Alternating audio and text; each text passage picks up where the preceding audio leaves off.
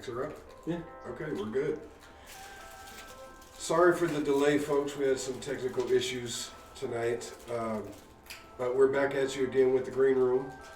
Your boy Focus and the one and only BellaBellz. Hey, what's up, everybody? All right. Welcome. Oh, I forgot Thursday. to mute my phone. The Green Room. Excuse me. Oh, that was you. We got a lot going on. Exciting Yes. day. How was your week? My week was not as great as all these other weeks I've been having. Yeah.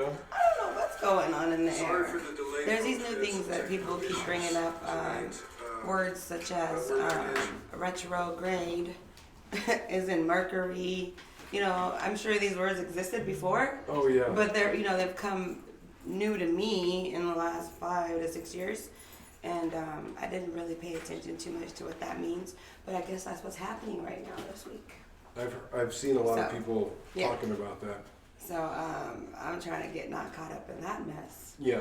Yeah. Yeah. And but the upside is I was able to make it to the gym 3 times. Awesome. Yeah, because I'm spending money, so it's getting to the point where it's no longer about the workout itself. Mm-hmm. It's about the money now. It's like, hold up, how much is out of my account? Okay, what's happening? Right. And what are they doing with it? Nothing. Okay, because I'm supposed to be doing something with it. I was like, okay, let me go, look into my investment and see what these little machines do. We're in the same boat with that. You know? I finally got off the couch and got back in the gym myself. Yeah, I heard about you doing that. What kind of gym you be going to? You be breaking stuff. Breaking stuff? What are you talking about? You like my neck, my back. Oh. You know, what do you be doing? What kind of gym you be going? You gotta do light cardio, lots of repetition. I do cardio to start out with. And That's then what my trainer told me to do. I go hard with the weights. Yeah. You're doing too much. So we have a new segment that we're gonna introduce to you guys, and this can apply to the live viewers or the reviewers that go back and watch it later on. And me. You're exempt. You're exempt because you get all the inside detail. I'm still playing. I don't gotta win. So Sheldon, you over there? You know it. What do we get in the mailbag this week? You want the left or the right hand? Right hand. Which one's not going to hurt me when you hit me with it? That's the right hand. Okay. You better Start with listen to that me. one. I choose. You open. Okay, give me the other one too. Both hands. Oh, 2 hands. that one's heavy. Okay, we got a couple things that came in the mail for G Street Films this week. I'm going to open these on camera, and then y'all guess what these are going to apply to, why we got these in the mail. And whoever guesses the closest can come hang out with us on set while we're shooting something in the near future. Okay? Mm-hmm. That's shooting scenes, that is. Yes, shooting a You film. know, it's the way you said, shooting something. Yes. Something. Why you say it like that? Because I don't want to give away any hints. Make this easier. Something, okay? You're shooting something. Okay, first thing is some official police line do not cross yellow tape. Okay. Okay? So it's not, is it caution too on there? Nope, just police line do not cross. Okay. And then this one, I really hope fits the actress. We got an official DEA windbreaker. Oh, sweet. Ooh, legit. I like the yellow writing. Yeah, It's nice. DEA agent. Christina, your costume is here. Yes, it's waterproof, Yeah. bulletproof. So- No, I'm kidding. Tap in the comments. Let us know what you think we're about to do with these. And whoever's the closest guess can come join us when we actually do the shoot. Yeah. So, just to help everybody out, I'm gonna ask for you guys.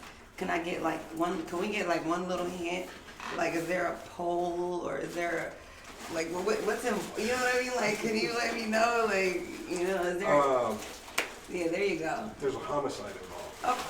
Of course. That's where the tape comes in at. Somebody kill somebody. Okay. Not bad. That's good to know. That's all you get, you guys. So there's a homicide. So in homicides, there's a lot of stuff going on. Yeah. You know, there's definitely a penthouse involved in a homicide always. Yeah, it go down in the penthouse. She's just trying to upgrade the whole script. I'm just trying to figure it out. Like, you know what I mean? Like, I'm trying to guess too. Like, okay. And hopefully, fingers crossed, schedules permitting and everything, we might be able to have our guest join us for this scene.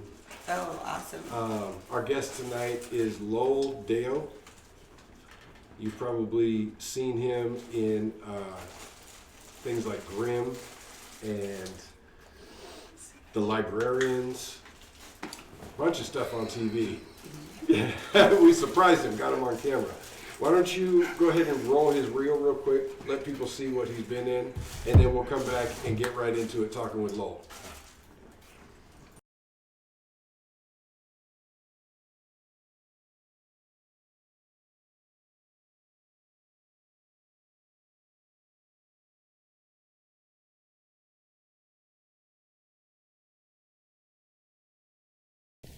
Whose name is out there on the fly?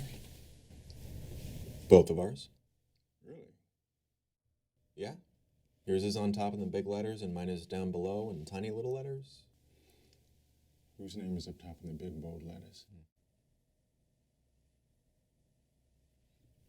Oh, what's your name? Your name is on top in the big letters Whose and name is at the bottom in the tiny little letters? it's my name. Exactly.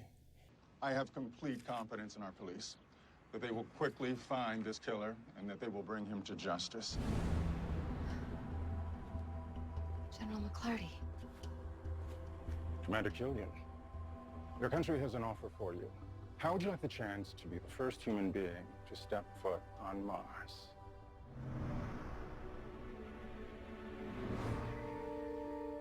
What about my friends? Pardon? I wouldn't be back for years, if ever. Commander, I don't think you quite understand what I am offering here. You can't be here. Why? What do you mean, why? Why? Yeah. Because he's a minor. Because she could press charges. Because I am now obligated to report you to the board. Morning.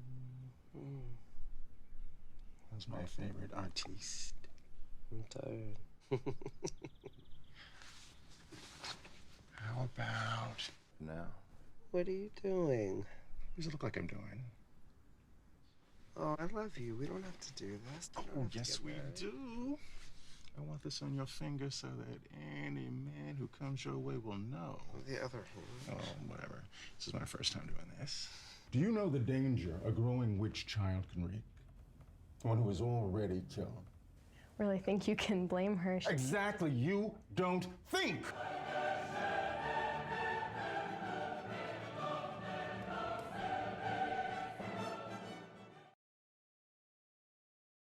Microphone's back. Okay, and we're back. Welcome. Thank you for joining us tonight. Well, thank you for having me, Mr. Focus, Miss BellaBellz. Yes. Thank you for coming to see us. Come join us in the green room. So, let's jump right in. How did you get started in acting? Oh my gosh. I could tell the glamorous, shy kid back in West Texas who discovered his self, his identity through acting, but no.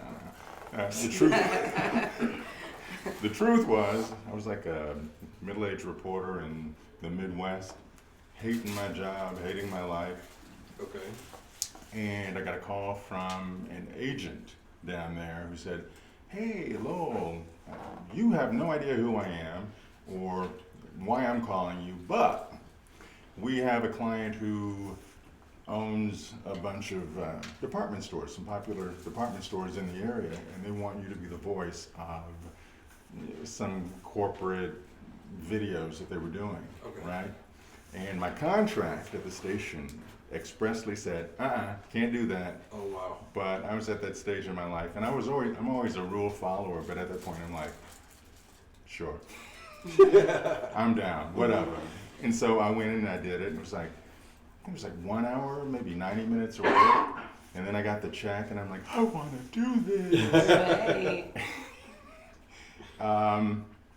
And then a short time later, I ended up moving to Seattle. Okay. And then I got a call from that same agent, back in the Midwest. I'm like, oh, I'd love to, but I'm in Seattle. They're like, oh, that's okay. We'll just rent a studio. Just so pop in and here's the script. And again, I think it was like only 45 minutes work that time. And it was like an equally big check. And I'm like, how do I do this? And my goal was just to do voiceover work, where I could like work in my pajamas at home, got an agent and everything, and then before I knew it, they were sending me auditions, and I'm like, this is like saying on camera, this is like saying I have to be downtown, this is saying, and I didn't sign up for this, and my agent was like, just do it, Right. which I'm grateful for now because Yeah. that's the bulk of stuff I do, so the VO is pretty much to the back burner. Gotcha. Your agent understood that you had talent and the potential at the time. I don't think she cared. No. Oh, she's trying to get that check, that 20 whatever percent. wanted her It's like percentage. Right. spaghetti at the wall. Right. What's sticking? What's sticking? Right. And luckily something stuck. So- No, and I'm joking. She cared. She cares. So I noticed you got an agent right away. Yeah. Right away in the beginning of your career. How important is that for people who are starting off in the acting business to get an agent or don't get an agent? How does that? Well, it helps. I mean, anything where you have somebody working with you, for you, to open doors and introduce you to people and bring you in is great. But there are a lot of people who came up without an agent. And the thing I admire about them. What makes people nervous about getting an agent? I noticed a lot of people are like, no, I'm not going to get one. I'm going to try to do it myself. Why do it that route when you can have a professional do it? What makes people nervous about it? Well, I think the concern with getting an agent for a lot of people is, I got to pay a commission. I don't want to pay somebody money, but if this is somebody who can introduce you to people who will actually hire you, and they can do it in volume, then the little that you're paying in commission, which is tax deductible anyway, it's like, do it. Yeah. Okay, you guys hear that Yeah. message? Yep. That's the key. It's all about bigger picture. Yeah. Right. Yeah. Think big. Yeah. Absolutely. So, what was your first role that you really thought, okay, now I'm doing what I set out to do? Ooh. Where you really felt like, okay, I'm an actor now. The first thing where I actually felt like that, my mind's racing. Come on, mind. Or did you feel it right away, as soon as you were on camera? No, and I think I'll couch it this way, because I remember the first thing I did, it was like an independent film, and it was back in the day when the earth was still cooling, and I think my title was like, was it neighbor or apartment tenant or something like that, and I'm like unlocking a door, and I get shot, and then I'm supposed to like die. Okay. And then I checked out that movie later, and I saw the way I died. It's like, ooh, because that was some bad dying. Okay. That was some overacting dying. So Okay. the first thing I did where I actually felt like,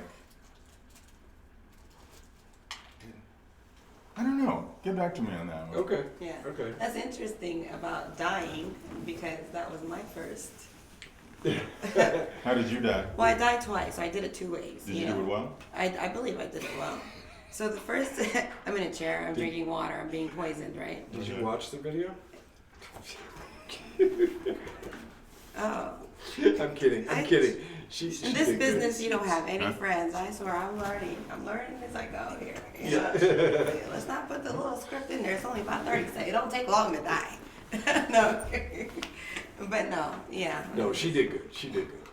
Yeah. We were having a little fun after a video shoot, and she was testing out her chops on trying to die in a chair.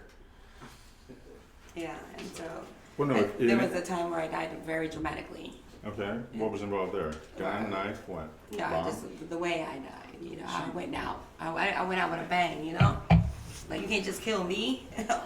I'm gonna die slow. And then and then when I did this this other scene, I died pretty quickly. Like I was supposed to die. They're like, okay, good job. That's how you're supposed to die. So. Well, that says a lot. I mean, if you're an actor and you see something like that and you're not like, if you can be like, yeah, I like that. That's good. Yeah. Yeah. That's a good place to be. Mm-hmm. So I've seen a lot of you on TV, in TV shows, like with Grimm and The Librarians. Both of those shows I was actually a big fan of. Do you enjoy TV more than films, or vice versa, or does it really matter? Ooh. TV and film, they're pretty much the same side of the coin. Okay. The other thing I do are commercials, and I love doing commercials. Okay.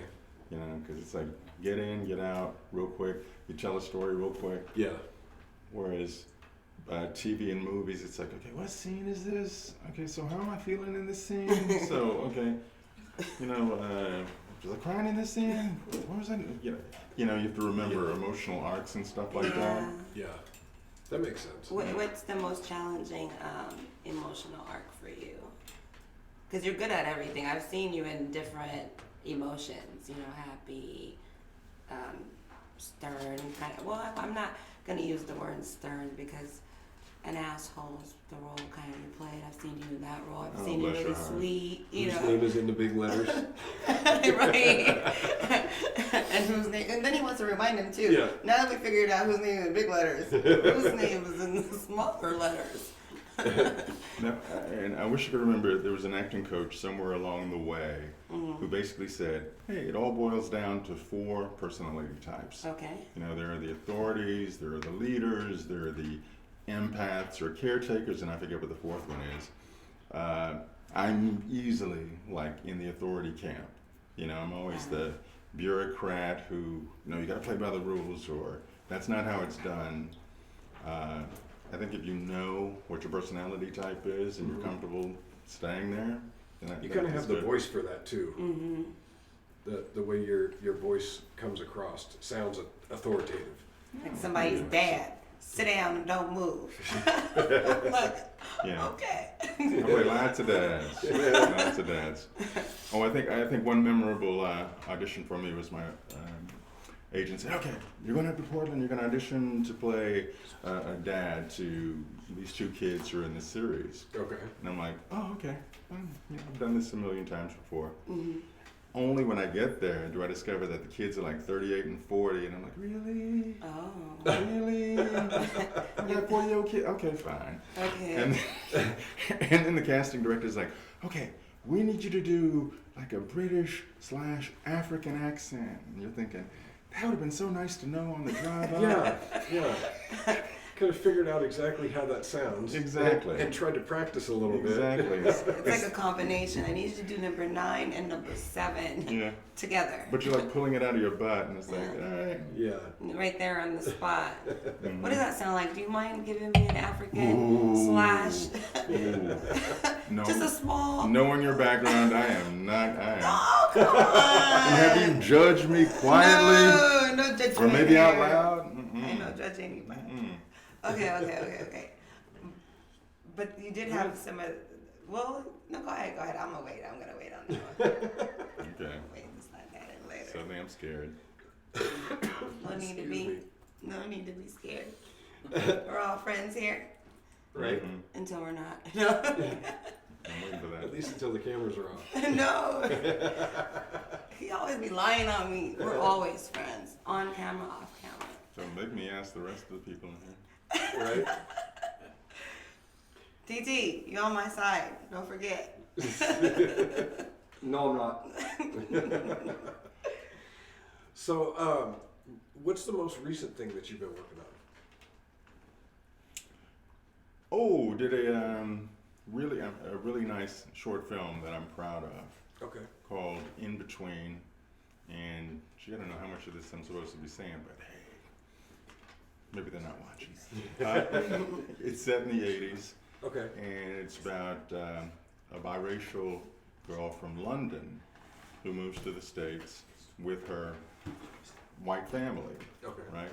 And they end up in Seattle, and it's about how does one even begin to integrate, especially when the force is there. Even in liberal Seattle are saying, yeah, we're going to put you over here in the black school, or this is how we're going to categorize you, whereas your white family can be over here. So that type of thing. So I got to play the cool dad a la Bill Cosby. Oh, gotcha. When Bill Cosby was still cool. Yeah. So that Don't was, start. huh? Don't start. That was my TV daddy. Oh, some pudding pops. No, I didn't eat his jello, so I was good there. So is that out yet, or is it still? Oh no, it just wrapped up. It just It just wrapped up. Yeah, Okay. Finished friends shooting. making new. Awesome. But that was for me. That was fun because you get to remember. Oh, this was what my family was like, or this is how Yeah. my uncles or my aunts would relate to me and my brothers and stuff like that. You know, and you feel free to pull from your personal experience as opposed to just go in by the words on the page. Yeah. Right. I think that always makes for a better playing a better role if you actually have stuff from your own history that you can pull from that's real similar. Especially when you remember those little phrases that they would say, or those little put downs, or those little just weird things, and then you just happen to say them on set, and then the director's like, "Yeah, keep that." Right. Yeah. And it's like, really? Y'all didn't talk like this? And you're like, never heard it. My trauma is your amusement, but we're gonna go with it. You said you're originally from the Midwest? No, I'm from Texas. Oh, you're from Texas. And I'm from the Southwest. Okay. What brought you out here to the Northwest? Ended up here, and he's like, "Oh, well, you gotta come out to Seattle." The funny thing is, when you're in the Southwest, you never think about the Northwest. No. Right. We never thought of Seattle, Washington State, had no clue what it was famous for. But I remember I came up here, and it was a month that begins with M, so it was either March or May. Not a cloud in the sky, perfect temperatures. It was just glorious. And it was like the cleanest city I'd ever seen. And I'm like, I could live here, Right. And so I just made up my mind on the spot that I was gonna move here. And so I just quit my job back home, something I never do, because I'm like really, one of those rule followers, practical to a fault. Keep saying that, but so And then- far you've been breaking all the rules. And I think it's like 2 weeks or a month after I moved here, Fred's like, "Yeah, I'm over Seattle. I'm moving to Oakland." And it's like, okay. You got nipped by that one day. Then you really found out what it was all about: the rain, the clouds. Well, but Came back in. But he was the only person I knew here. So it's like, I'm not moving back. So it's like, dog paddle until you make it, and you're able to stay. And then October rolled around, and you're like, they didn't warn me about this. Right. Yeah. There should be a sign when you come into town. Rainy city. There probably was. I just missed it. So excited just to come down, just to leave Texas, all that sunshine. Yeah, I actually like Texas. And the thing about where I was from, very flat, very brown, lots of meat rendering plants everywhere. But it was home. I mean, it was like perfect. And then you move away, and you're like, wow. So this is what the world's like. Yeah. It's greener on the other side. Exactly. Hills. Why y'all got so many hills? Because we can't. Why y'all making me work? Because the way I see it, right, it's cold. We gotta eat. Some people eat a lot because of the, it's so cold all the time. So we got these hills to kind of even it out. Forces to exercise? Oh, I get You gotta get places. I get you. Yeah, so. That's one way to look at it, I guess. She rationalizes a lot, doesn't she? Yeah. Okay. It helps. Well, I noticed that you said you reached into some of the way you grew up in order to play the role of being a father. Do you most of the time reach into some of your experiences, or there are going to be films where you maybe haven't had those experiences and you kind of make them up as you go, or? I think you have to. Okay. Else it's just like person A, person B, person C, person D, reading the exact same lines the exact same way. Case in point, I did an audition for a short film where it was about an alcoholic father who was like, I don't know if he was jealous of his daughter, but he would rage against his daughter because she wanted to be an artist, or maybe he was just perpetually annoyed with her. And I'm listening to all the other guys, and the other guys are like screaming, you know, at the girl.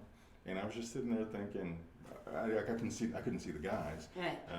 They were in a different room, but I was thinking, ooh, my father would never do that. My father would get quiet. He got very low when he did that. And that was like risky because I think the project was called Rage. And so I did my audition and I just did it like really low key. Just like really simmering anger, hatred. Got a call back from it. So it's just basically, you have to use what's in you and your history. That's the only way to be real. Okay. I like that. Yeah, I think that's, my mother was the same way. She didn't get loud and, you know, rage like that. She would get quiet. And you knew. She'd get real close. Here it comes. She didn't have to get loud. Yeah. You just knew by the tone that, oh, you were in for a world of hurt. Exactly. But yeah, I totally get that. You were about to ask a question earlier. Well, some of the risky roles that you played that sometimes could be a deal breaker to future films or, you know, future opportunities. Like you played the LGBT community. You played somebody's fiance. You played that role, and then there was also like this comedy side too of it. Creatures from the Pink Lagoon. Yes, and you know, it's funny, you know, but some people may not think it's funny. It's like a sensitive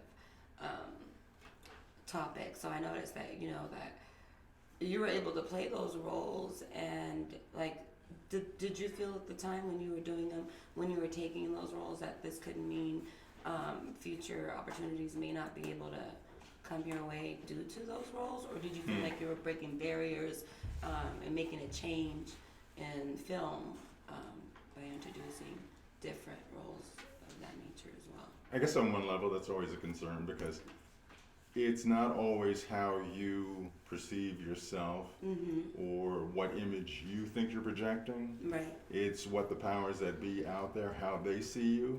And if they see you a certain way, even if you don't see yourself that way, then you know, when a role or a possibility comes up that you think, oh, I can do that. That's perfect for me.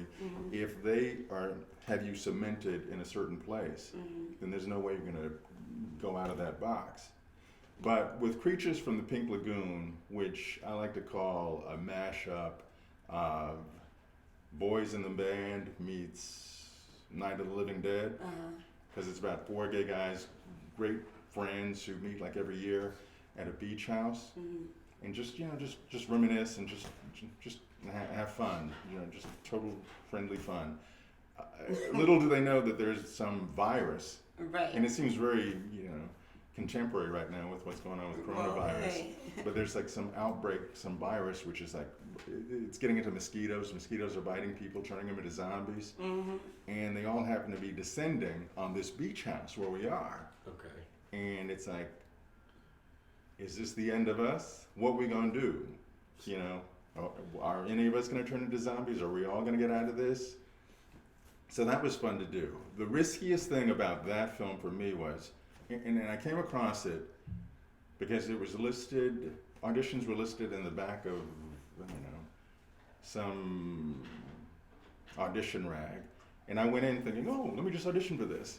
And then when they actually call you saying, we want to offer you the part, then you get like really nervous. Yeah. But it wasn't the gay thing that scared me as much as, oh crap, this is a comedy.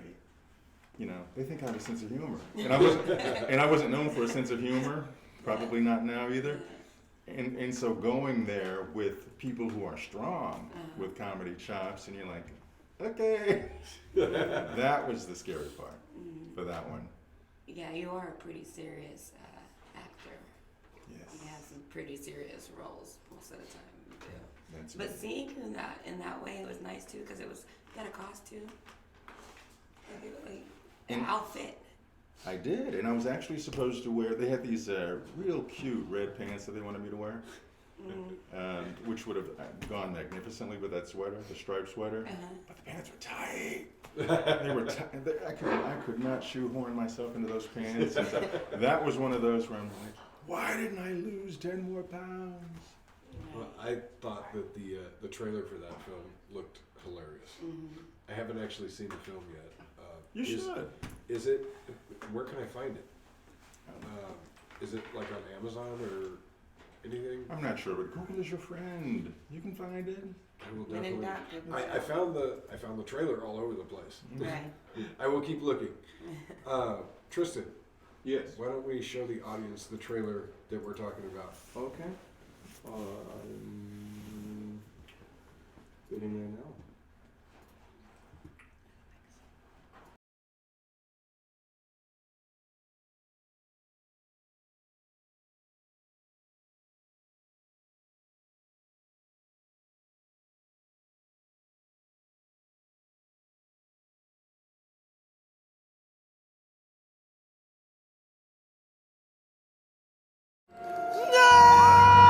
They're horrified.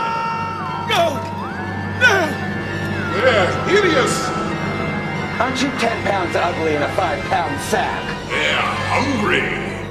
Flesh-eating creatures of the night! They're homosexual. Zombie or not, I know a show tune loving friend of Dorothy when I see one. They're creatures from the Pink Lagoon. Your blood will curdle at the sight of these depraved, man-eating, man-loving monsters. Finicky zombies. You're right, they are gay. Your stomach will churn at the insatiable appetites of these campy cannibals. Someone's been mutilated, and I think eaten. Your heartstrings will tug as our prancing protagonist battles for love in the shadow of death. I'm a stupid, lovesick little girl. Oh, he was a fag! Will our flamboyant friends of Dorothy triumph over this unspeakable evil? Those gay zombies messed with the wrong queen.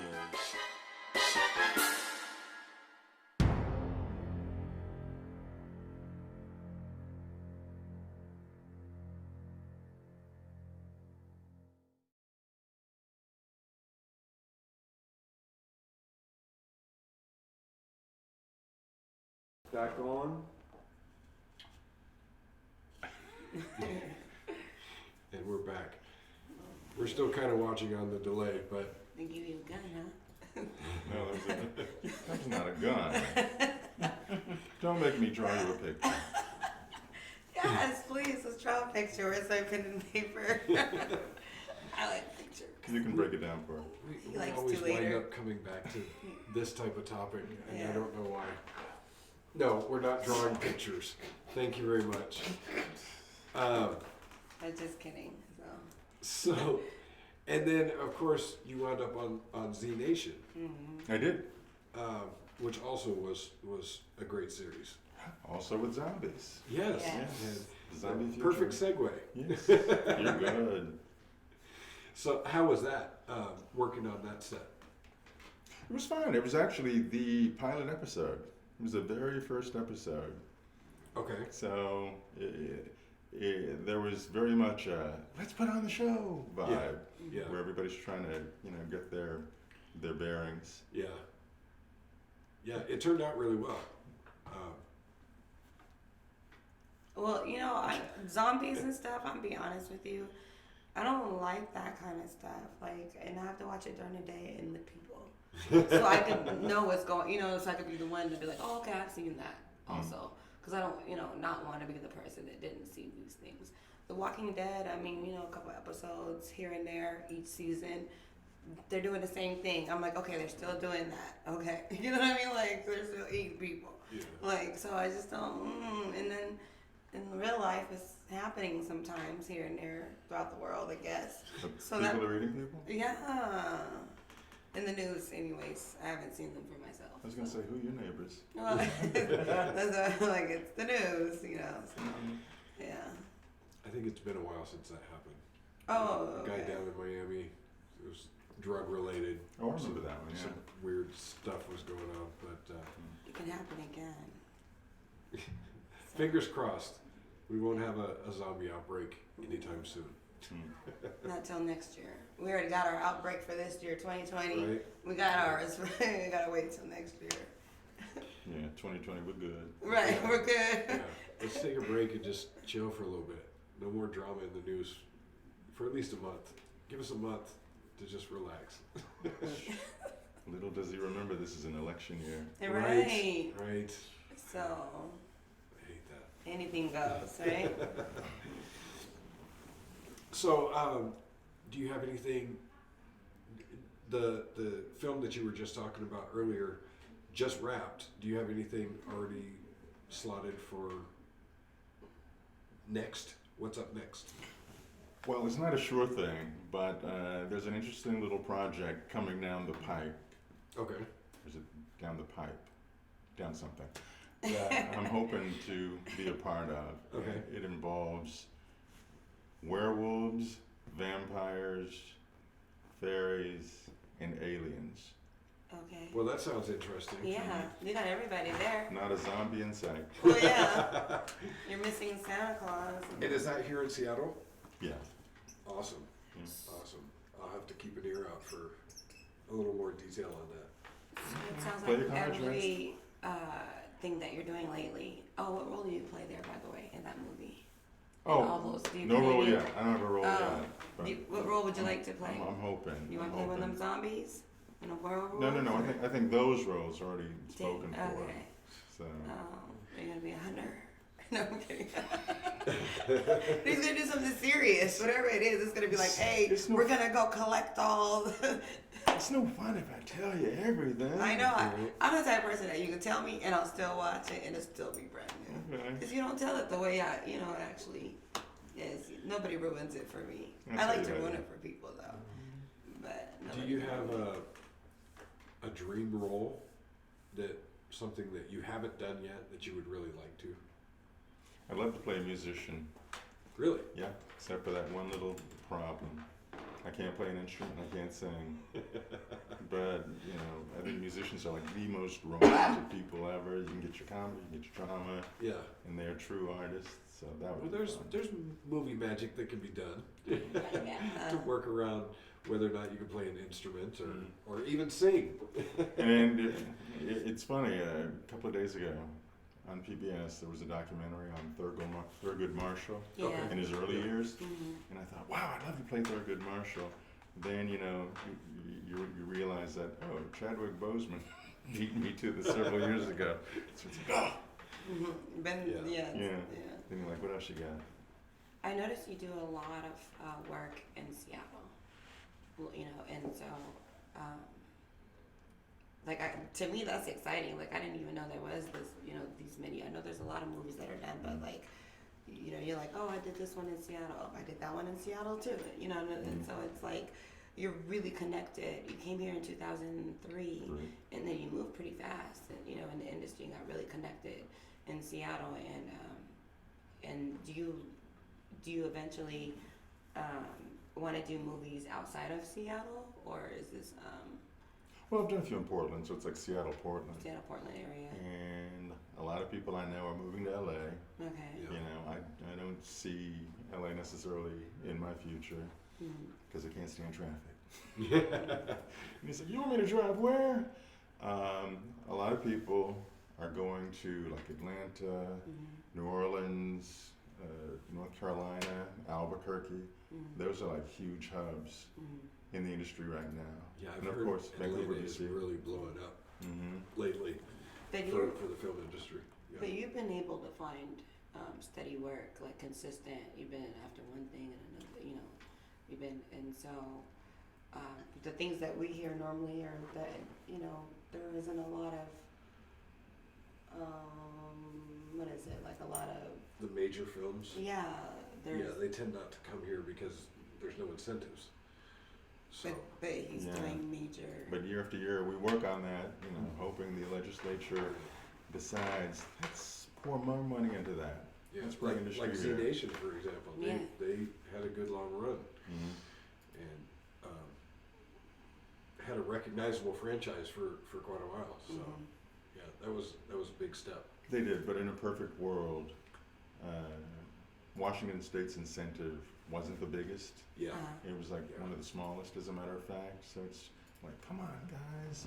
Yeah. Let's double or triple it. Let's put more into it. Bring more work here. Yeah. I keep hearing that they're trying to do that, but then I don't really see a lot happening.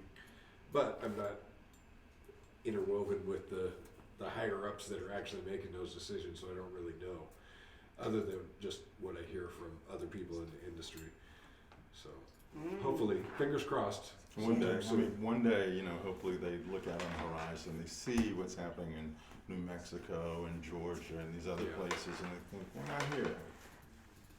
So let's get into like some personal stuff that you like to do, like in Washington, hanging out around here, around the town. Like any favorite restaurants or coffee shops, or what is your thing? There's so much to do out here. What's your thing? I like to be holed up in my house, Where it's especially safe. now. Right. Where it's safe, right? Like any activities that you don't do that you do here that you weren't doing in Dallas? Something else, different type of way of life, or? I've tried the hiking thing. Okay. But it really requires you to work a lot. This work thing is not your thing. I see here. Well, no, because you end up breathing really heavy, and you end up sweating. And it's like, ooh.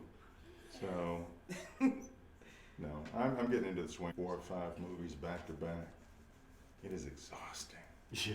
It is exhausting, but it's a lot of fun. Yeah. What type of movies do you like to watch back to back on those type of days? I like interesting movies. I like undiscovered gems. I remember when I haven't seen Parasite yet, but I remember when Parasite first came out, and few people in this country had seen it, but they're like, "Oh, you got to see this movie! It's fantastic!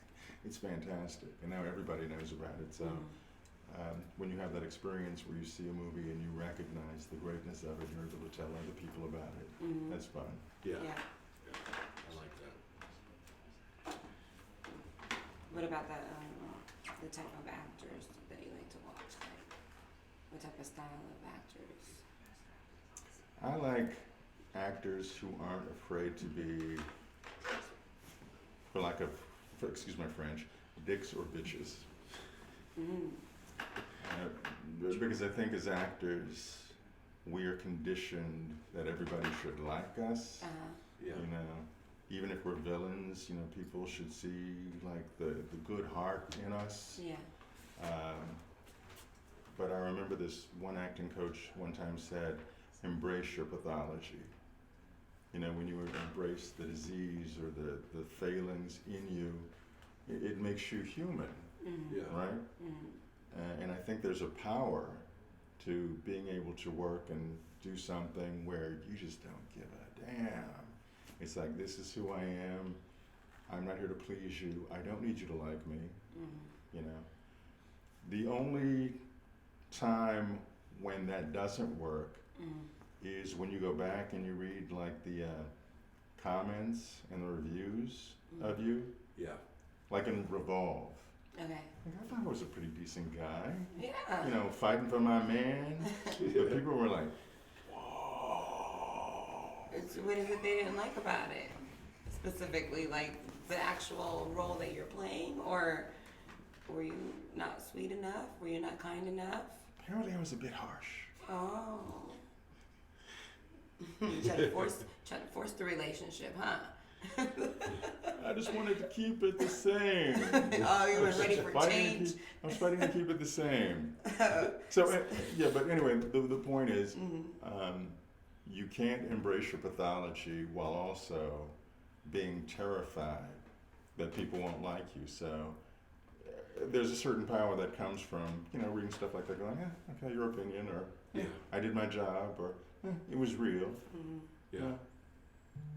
Yeah. So I run into, almost every day, I'll get messages from people wanting me to put them in films or wanting to come help out on set. And while I appreciate that, what do you think do you think it's a true value to have an acting coach? Or do some people not necessarily need the coaching? Well, no, there are people who are just naturals at it, who know themselves, know their inventory so well that they can perform on a dime. Okay. But for most of us, it's like we can train ourselves, or we can do what we think we need to do.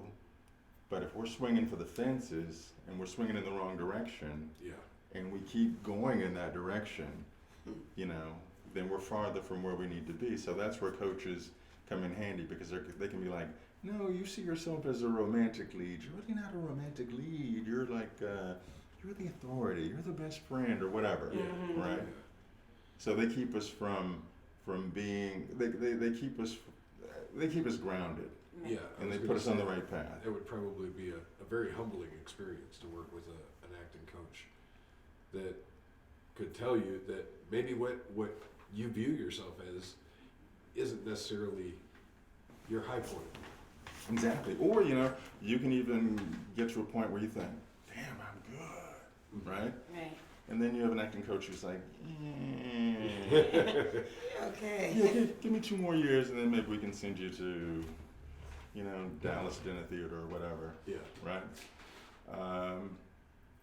But one thing I think actors should keep in mind, and this is like a weird practice, when you start out especially, and you do horrendous auditions, keep those auditions. Okay. Keep them. And that's because, like, after a few years, when you inevitably get better, then suddenly you're looking around because people are asking to work with you, or people are hiring you, and you're like, what's up with this? I've always done this. I've always been here, right? Yeah.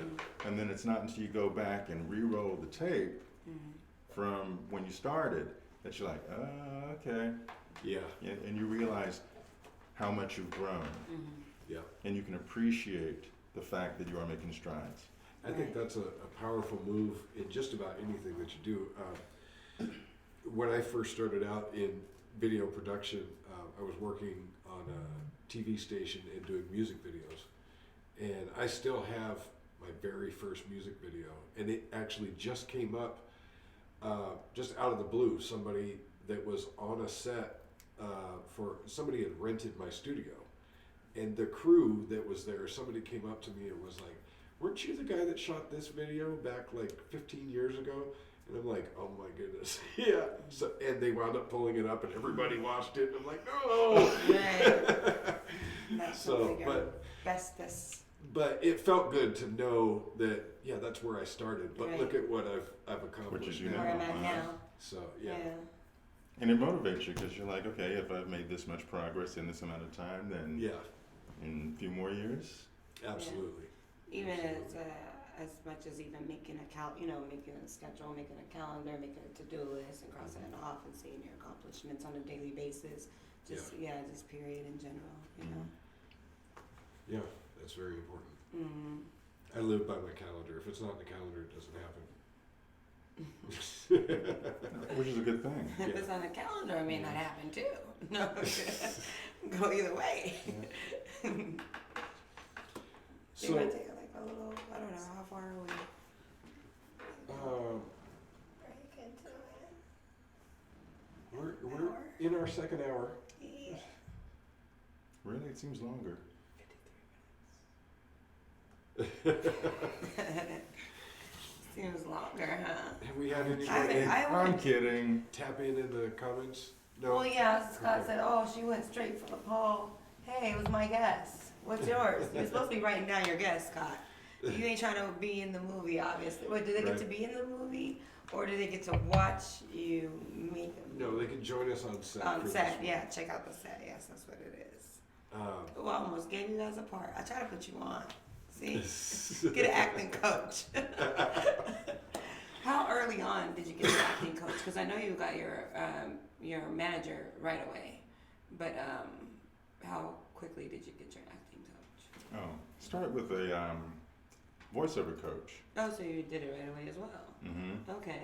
You went straight and got the coach and just, I guess that's the best advice you can give somebody is if you're interested in getting into this business, get a coach. You know, Yeah. start there and see what your strengths are and, you know, where your weaknesses are, and then go from there. Yeah. And, you know, and a lot of actors, especially those starting out, are going to be like, it costs money, it's so expensive, and it's true. It is. Yeah. It is.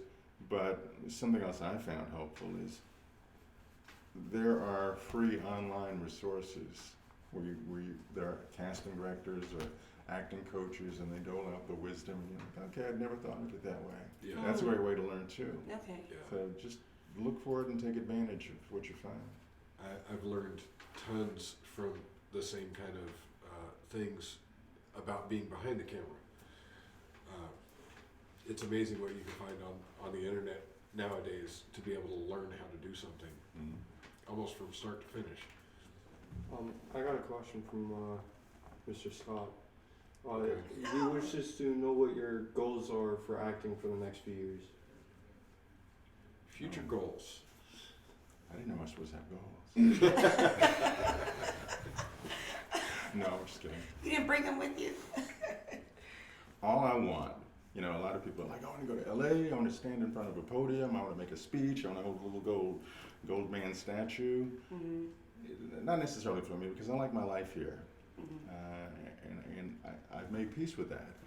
What I would like is to do a project in my life, or that's part of my history. Yeah. Or, you know, that was good.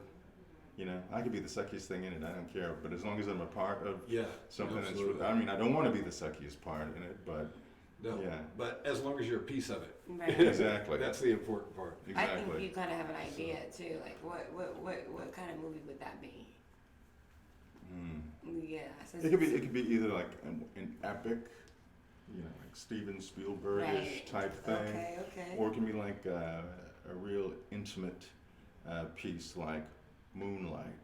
Because when they were making Moonlight, how many of those guys do you really think sat there like, ooh, we're making something special, or ooh, this is gonna be fabulous. But you look at it now and you're just like, this movie's perfect. Right. I think a lot of times the movies that wind up being those perfect movies, nobody involved knew that it was going to be that when they were making it. Of course, you always hope, but you never know until it gets finished and you look at it and you're like, oh my goodness.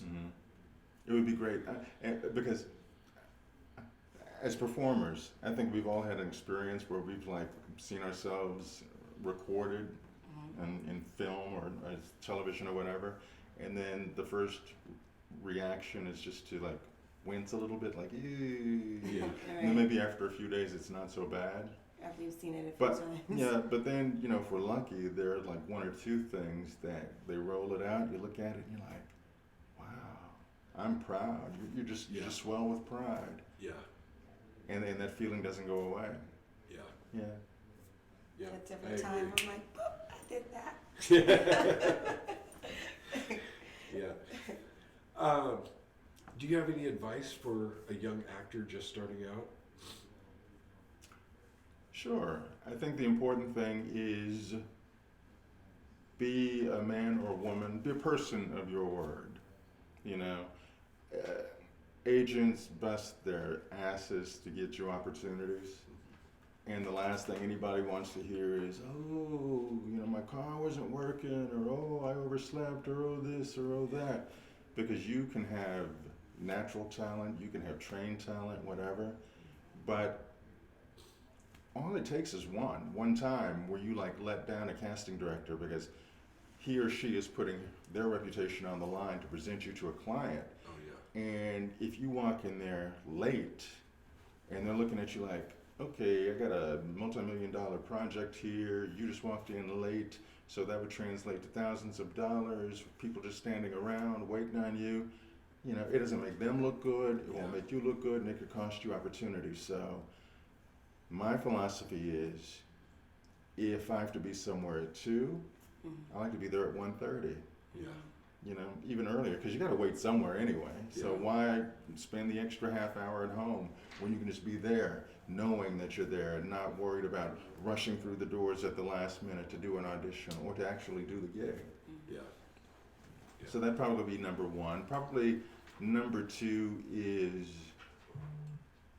don't apologize for who you are. Okay. I think especially when we start, we go into situations where we're thinking, I have to be someone else. Or they're gonna look at me like, okay, why did we hire this person? Is the other guy still available? That type of thing. They hired you for a reason. Yeah. They see something in you, in this character. So just embrace it. It's like when you have a friend who has a birthday party and you go shopping for a birthday gift. You know, just think about the person that the gift is for. Yeah. You know, show them that you were listening, show them that you were in tune with it, and surprise them. Every audition is just my present to you. It's like you may not like it, Yeah. you may love it, but I'm not gonna sweat it because this is my offering to you. This is what you would get with me. I love that. Yeah, that's beautiful. Yeah, see, now you get what I've been trying to tell you. He says it better, obviously, but that's what I am to you, you know? Embrace it. You're my gift. Hang on to this one. But you said it way more eloquent than I said. I tried to tell him, hey, it's all about me. Do you understand what I'm saying? But it didn't come out the way you said it. Yeah, the way he said it is how I meant it. Okay. See, I felt her vibe. Right. I was channeling her. I love that. So we're just gonna... Excuse me. It's not coronavirus, I promise. I got checked out. I'm not contagious. I don't like it. Just a little touch of a head cold this morning that I'm getting over. Thank you very much. I didn't even say anything. She didn't even want to sit next to me. She told me to scoot over. You ain't bring no mask from Seattle. They ran out over by my house. I left it in my car. Oh, you did? We gotta go get it during the break. No, but you know, a little gin when I go home, clear all that up. So, you said that your favorite thing to do is commercial work. Mm-hmm. Has out of the commercial work that you've done, has there been one that stood out as, yeah, that was my one big one that I enjoyed the most? I'm pretty lucky because I've done a lot of them, and I think I should have sent you my commercial reel, but I've done a lot where I'm like, I'm like proud of that. That's awesome. Because commercials are like little mini stories. Yeah. And especially with commercials are usually comedy based, humor, so you have to read it and go, you have to find the funny in it. And when you've grown up not being known for a sense of humor, when you develop that skill to where you're like, oh, I think I'll try that, blah, blah, blah. Because that's another thing with auditions. When you go on auditions, you have words on a page, the same words on a page that, you know, maybe 3 dozen, 4 dozen, 100 other guys have. So it's your job to show them. You're offering a sketch to the casting director or the client. This is why you need me. Yeah. This is what, again, I can bring to the project. Yeah. So there was one where my character wouldn't even have any words. I would just be an annoyed office worker dealing with a late night janitor who's like talking my ear off. Okay. Right? And then he knocks a bunch of golf balls off my desk, and I'm supposed to react to that. And again, I can't react with words, so it's wordless.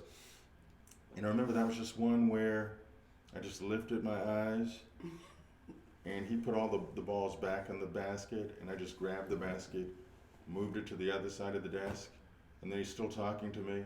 Then I just picked up a pen, and I just like started pressing the pen like I was gonna stab him with it, without looking at him, and he went on his way. But they said that was it. That was what made the difference. That's awesome. Yeah. That would have been quite challenging to not be able to use any words. I know. I would assume anyways. Or sound, Yeah. period. Yeah, sound. Because even in an audition, you're thinking, surely they'll let me say something, or surely I Yeah. can like say something, but nope, they didn't want any words. Yeah, it's wild. Yeah. Gave him that look. Exactly. I thought, what would my mother do? That's what I see. I said it too. Quiet and intimidating. game that look that somebody gave you before. It's pulling. It's pulling from what you know. Mm-hmm. Yeah. Did you have a favorite when it comes to like TV shows? Growing up?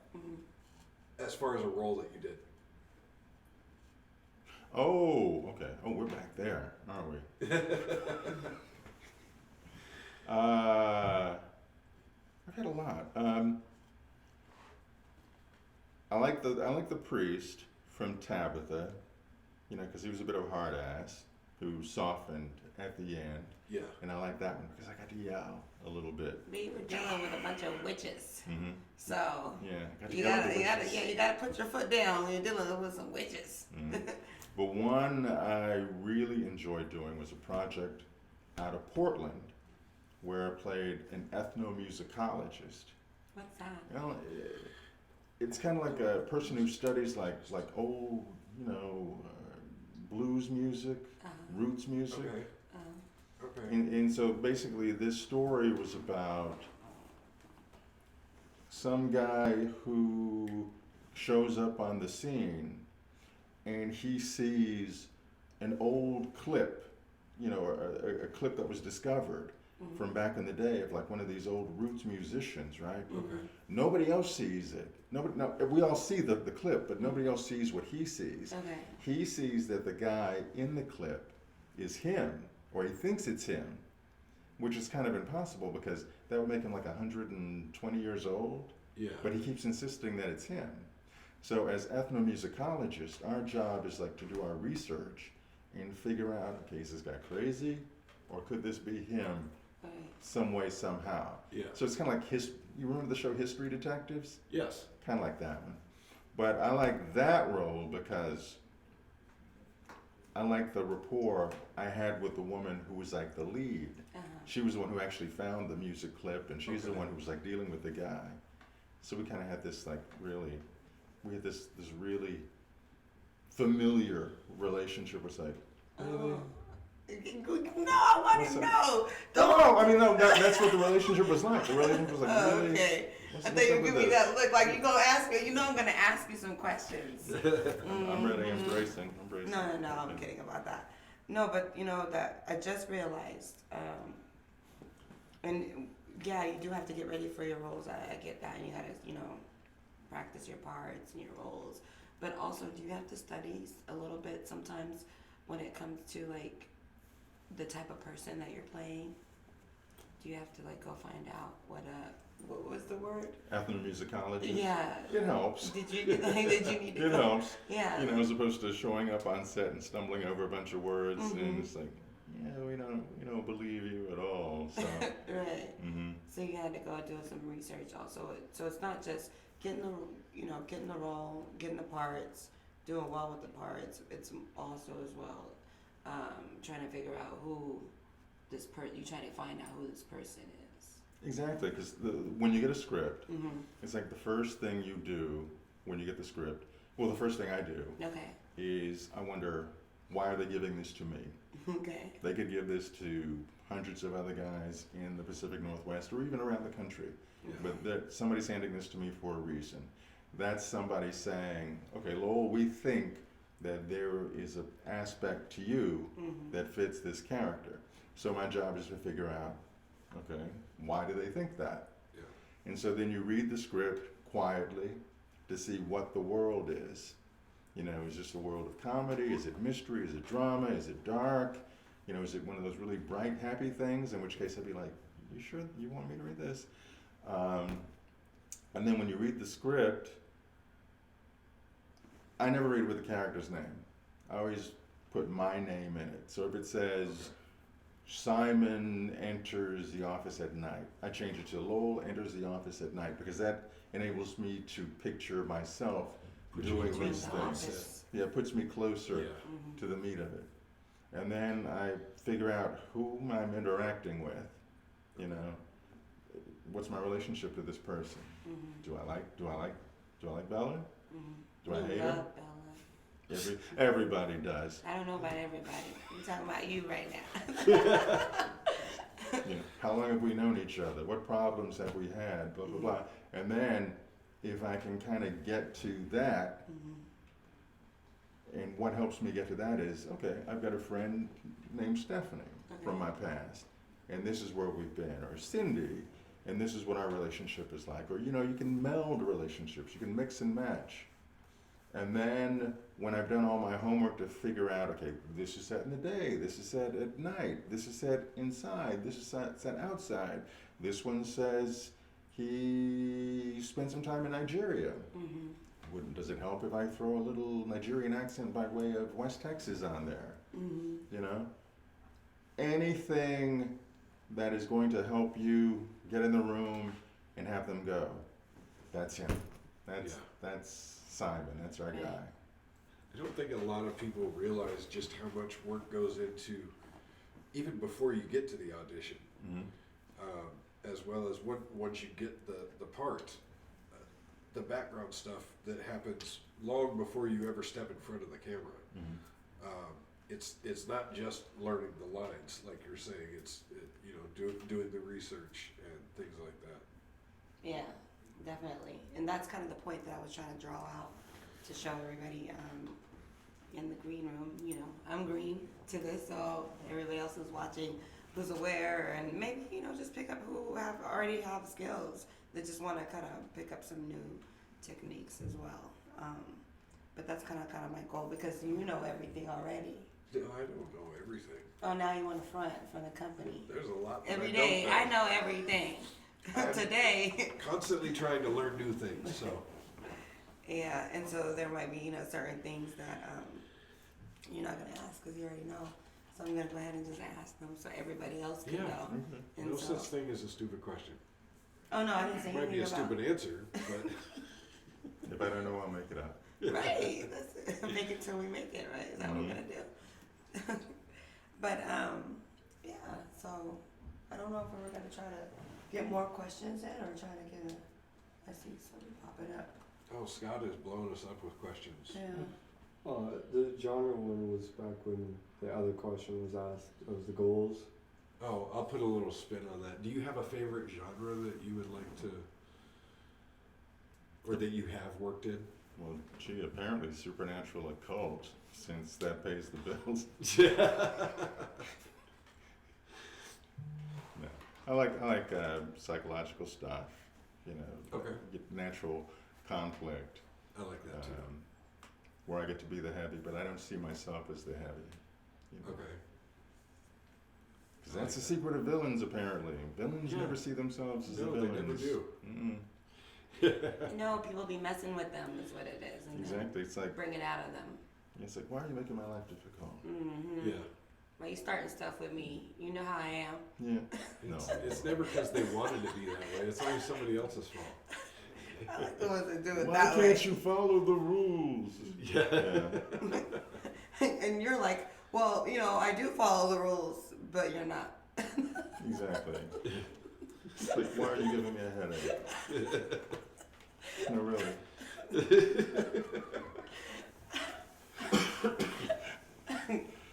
Oh boy.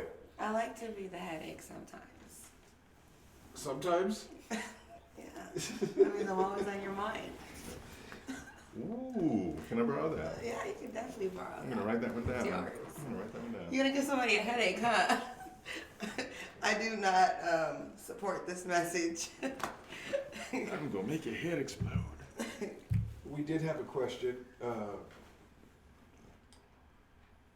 It asked, what does Lowell do for a living other than acting? Or is this your full-time gig now? No, it's getting more to be the case, so I'm lucky, knock on wood. Where's your wood? You have any wood around here? You gotta make it up. Yeah, but mainly property management right now. Okay. So, which is good from the standpoint of, you know, when stuff goes down and you look at the people you're working with, you're like, I can get upset, or I can use this in the future. Yeah, yeah. There's a character in there. Let me just store this away. I'll use this later. And we already touched on your goals. I like to talk about personal I was just stuff. looking through the rest of the questions. And Any sports, like any, you're Washingtonian now, so any teams that you like? Oh, so I was gonna say I play tennis. Oh, okay. Yeah, I've been to a few soccer games. I rather enjoy those, because the fans are so spirited.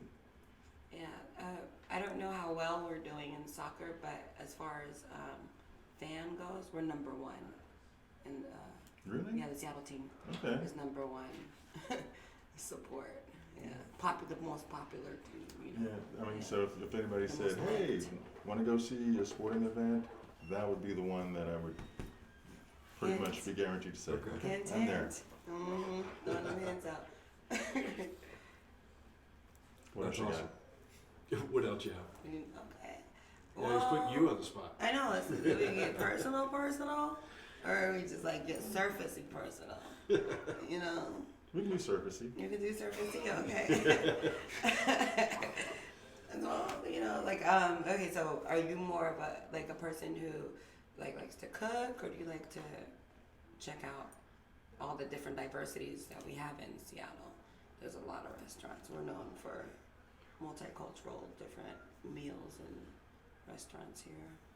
Oh, okay. Or do you like to cook your own meals and Southern comfort type Texas style? No, I'm getting the hobby was to go to the supermarket and look for the meat that was about to expire, and we buy that. Or we get the milk, that had the chunks in it.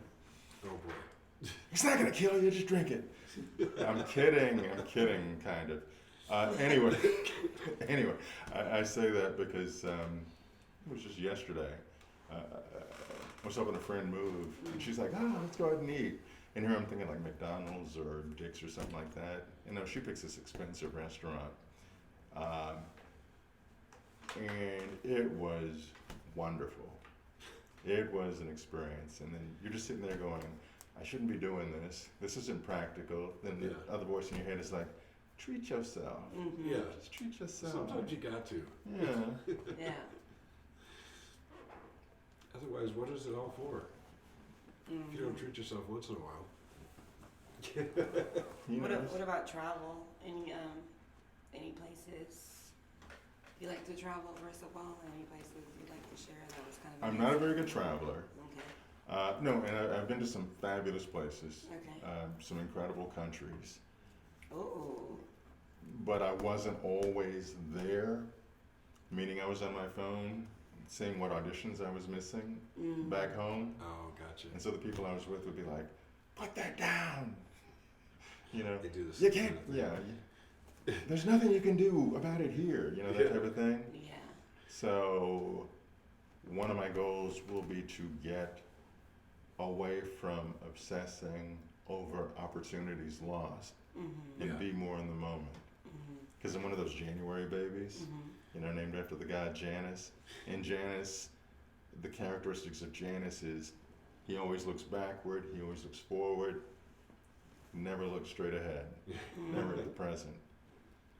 Which is really dangerous for an actor, because actors are supposed to be in the present. Yeah. Yeah. That's so interesting. when you actually took a break, you didn't really take a break. You took a vacation and didn't really.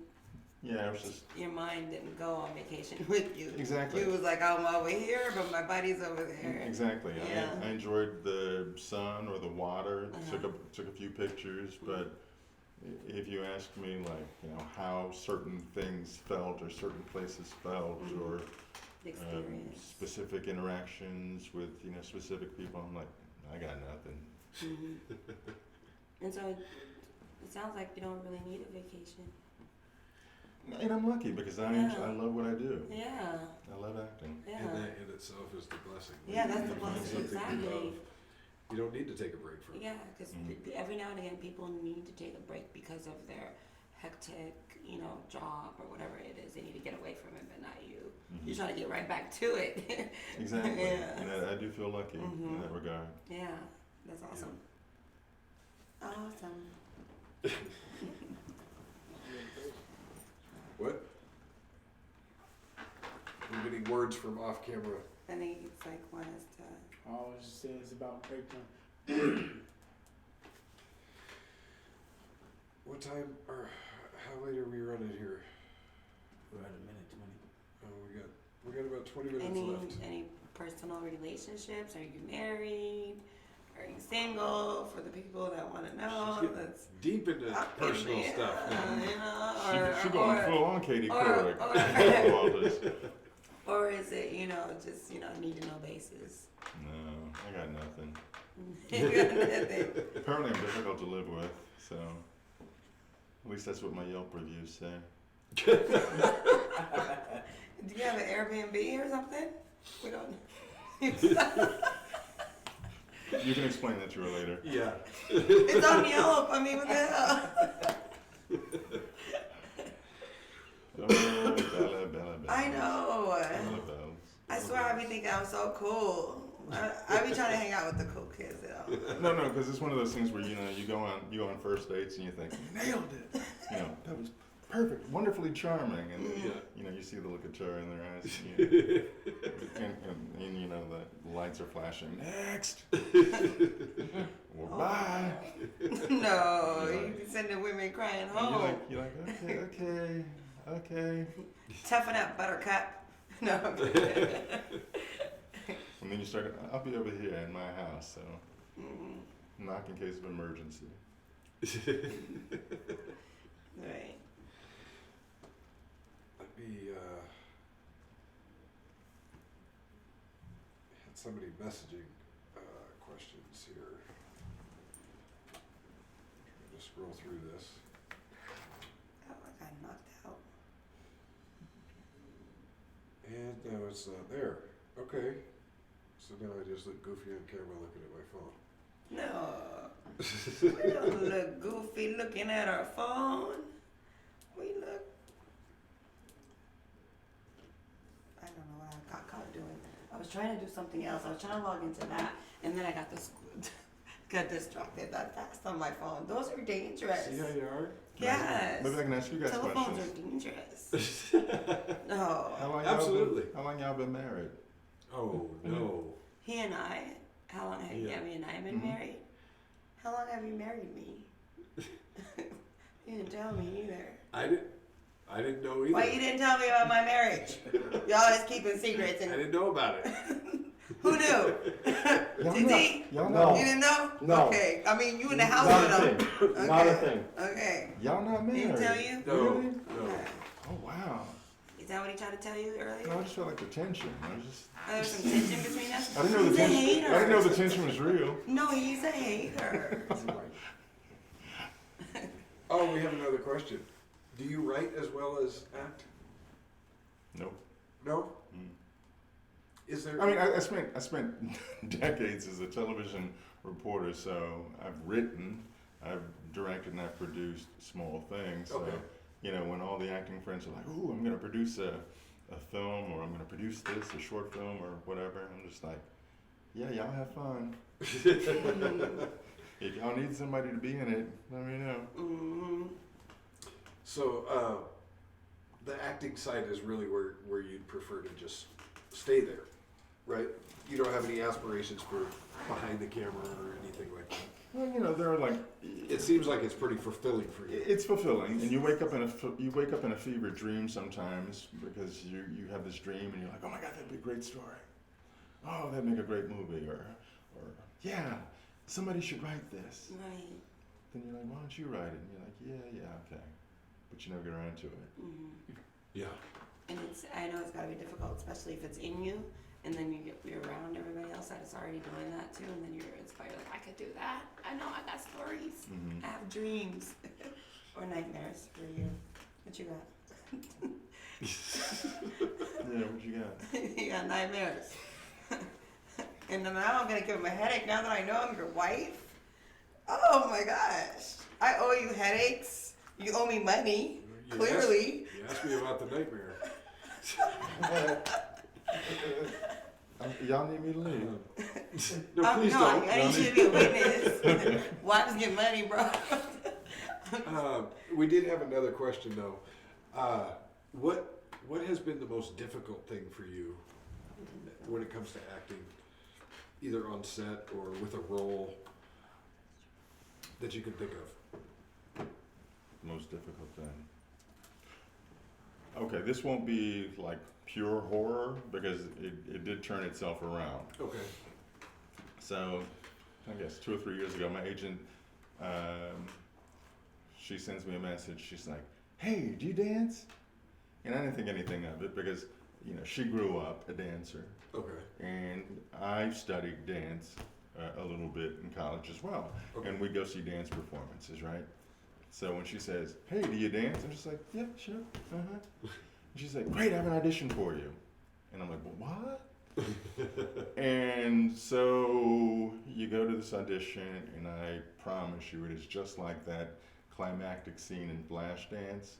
Oh boy. The big studio, wood floors, table, people behind the table, boom box, and they're looking at you and they're like, "Are you ready?" You need a chair too? No chair, no chair, no water, nothing like that. But they hit the button, and then you're supposed to like dance, right? Yeah. And you know how they always say, dance like nobody's watching? I never quite mastered that. Yeah. Because when I dance, it's like everybody's watching.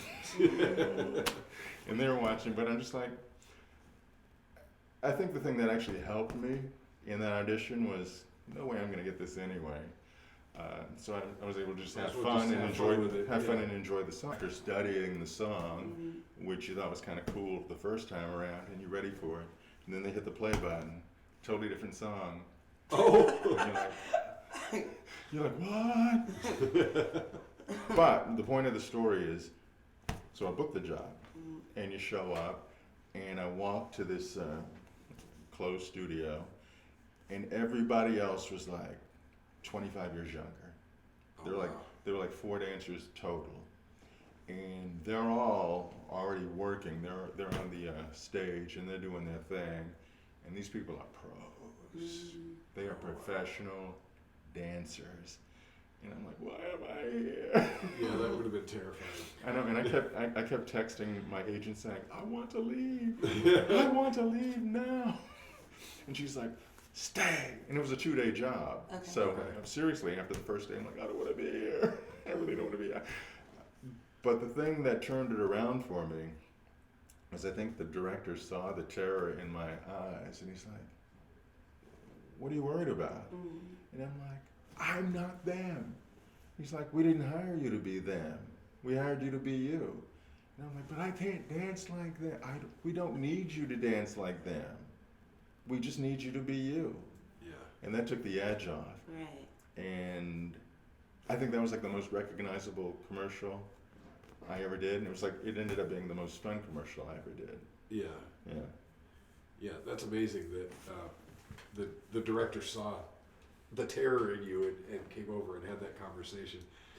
And I can totally see how that would turn everything around. Just clarifying that you don't have to be like, what you're stressed out about isn't. Yeah.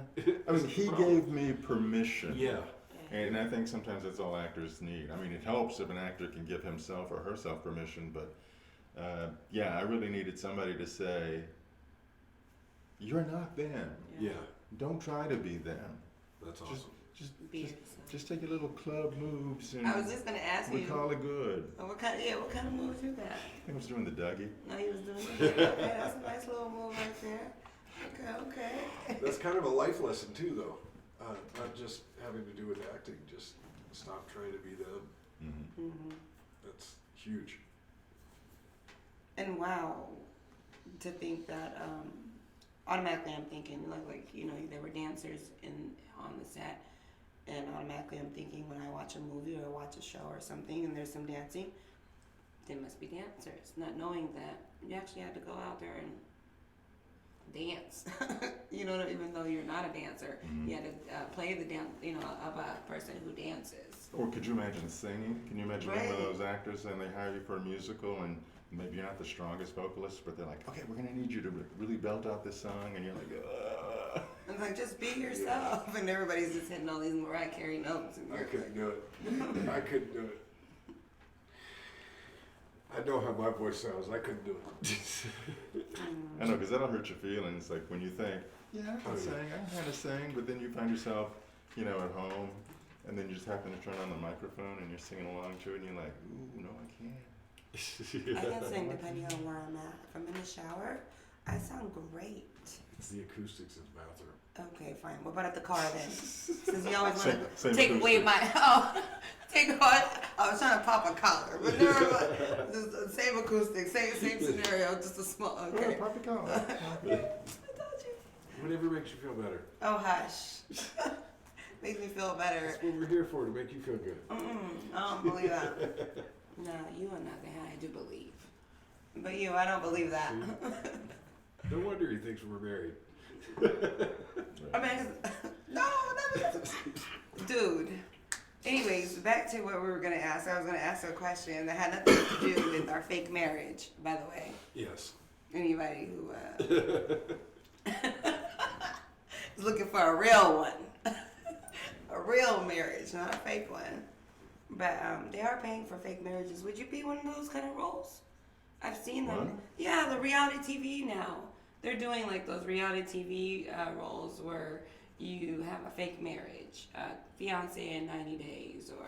Oh, 90 Day Fiance. 90 Day Fiance. Wait, how does that work? How does that work?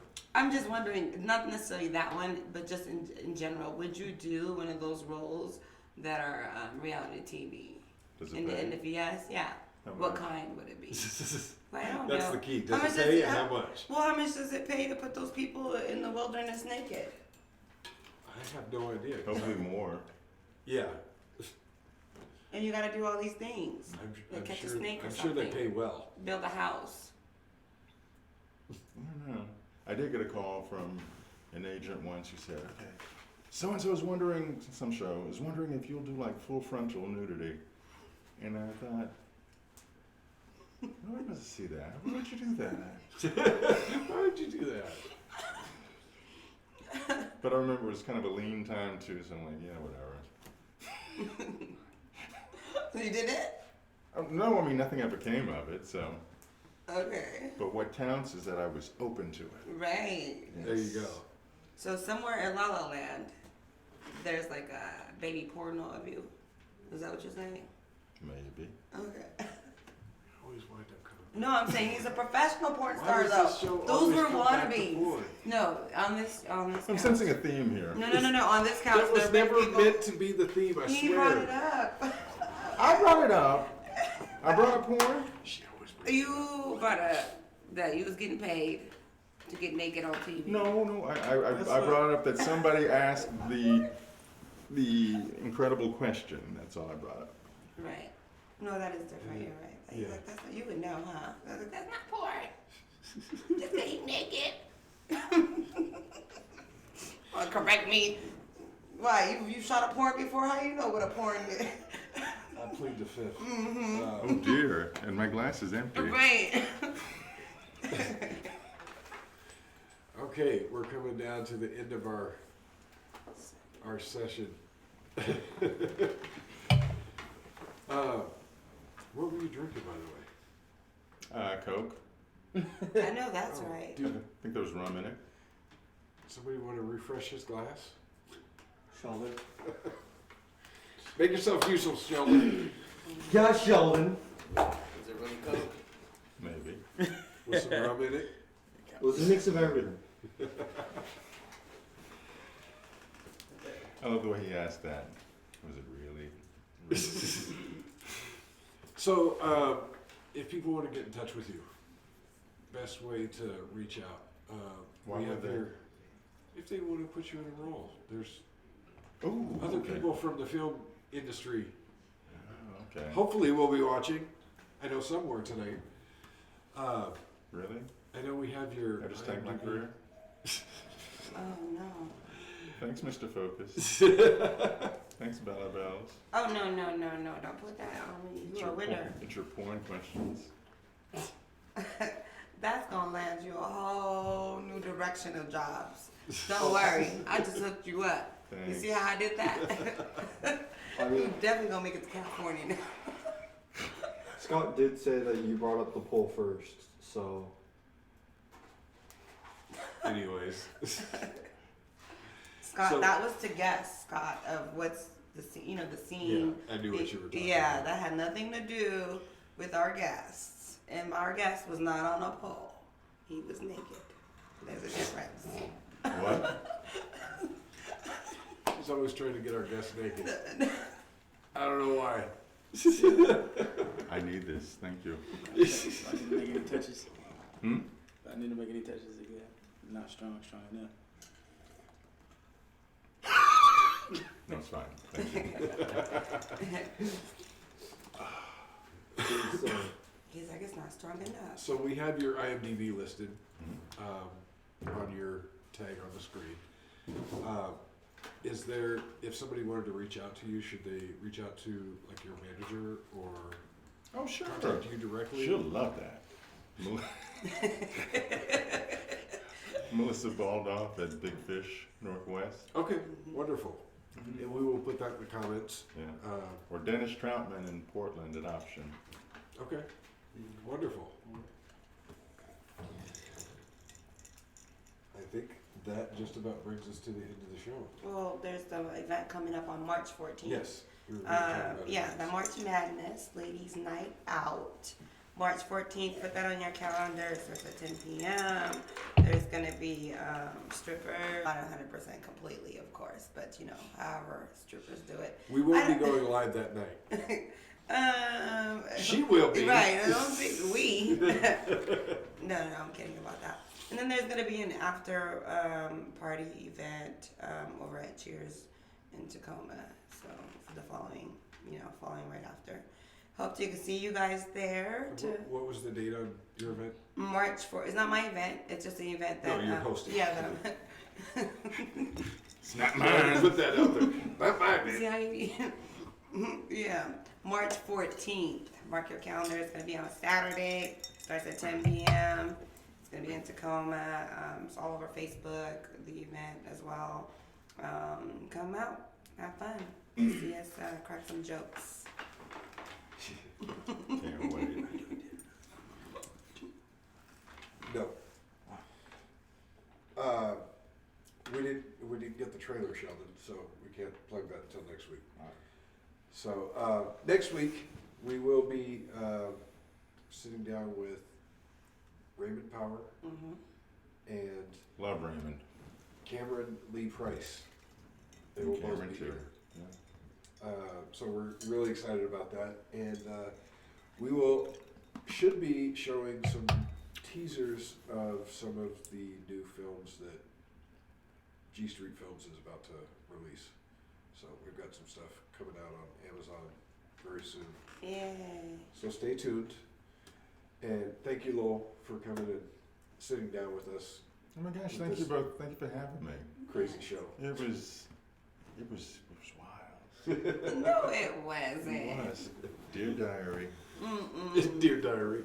No, I do appreciate you being very open, being very willing to participate. That's like an evil smirk. Does she always do that? Oh yeah. Okay. Yeah. That's why I married her. Oh my God. I knew it. I don't even know who he is. Who put him on the show? All right, y'all. Check in with us again next week. Thanks for tuning in. Bye. The Green Room. We out.